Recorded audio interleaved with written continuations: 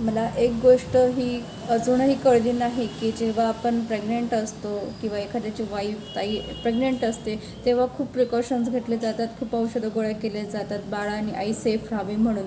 पण जेव्हा हे बाळ जन्माला येतं त्यानंतर आपण प्रिकॉशन्स घेतो का?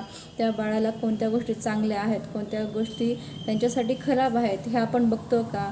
आजकाल प्रत्येकजण कोणीही उठतो बाजारातनं काहीही आणतो, लेकरांना खाऊ घालतो, चॉकलेट असू दे, मॅगी असू दे, नूडल्स असू दे, सॉस वेगवेगळ्या प्रकारचे चिप्स वगैरे कोल्ड्रिंक्स सरळ सरळ खाऊ घालतो. मग त्यांच्याशी आपण हे चुकीचं वागत नाही आहेत का? म्हणजे पोटात असताना काळजी घेतो पण ते बाहेर आल्याच्यानंतर त्यांना हेल्दी खाऊ घालणं सोडून आपण हे वाईट खाऊ घालत आहोत. मग आपलं कुठंतरी चुकतं आहे का? का आपलं लेकरांवरती पोटात असताना प्रेम आहे पण बाहेर आल्याच्यानंतर त्यांच्यावर प्रेम नाही राहत का? तुमचं जर खरंच लेकरांवरती प्रेम आहे ना तर बाहेरचं अजिबात त्यांना देऊ नका.